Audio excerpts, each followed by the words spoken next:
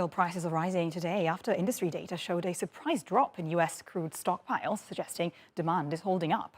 But prices are also rising on a weaker US dollar, and after rumors trending on social media that the Chinese government is considering ways to relax COVID rules from March 2023.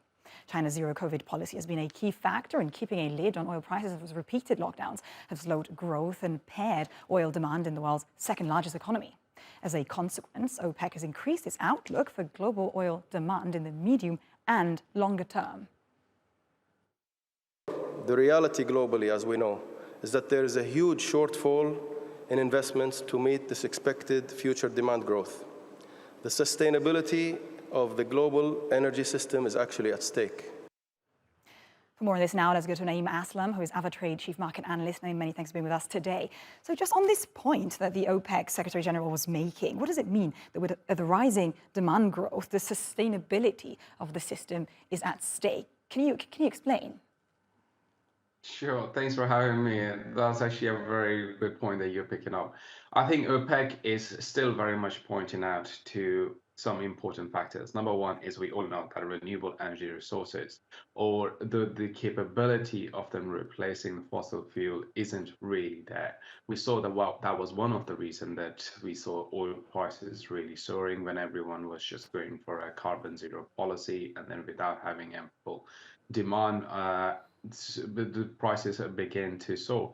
So I think this is what the OPEC members are really kind of pointing out to, because especially as you highlighted earlier, if China is going to relax the COVID-related rules, then we are actually going to be needing be more investment or be more sustainable strategy in order to keep oil prices down. Otherwise, the only way for prices is to trade to the upside.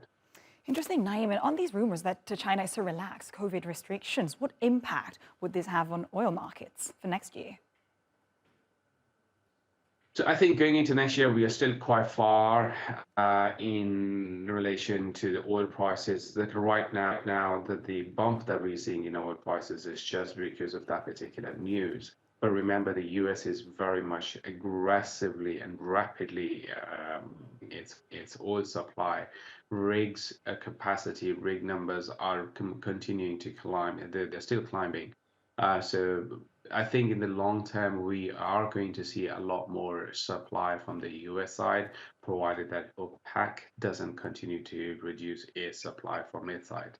Right, and Naeem, we know also that oil prices have been rising on a weaker dollar this week. What do you expect in terms of the dollar trajectory after the Fed's decision?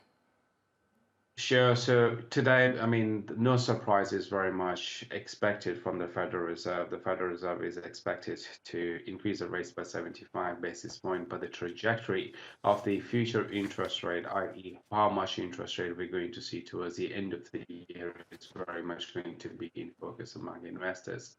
So what we are really expecting is that the dollar index to perhaps move to the upside, but not any massive moves now. Naeem Aslam, many thanks for your update.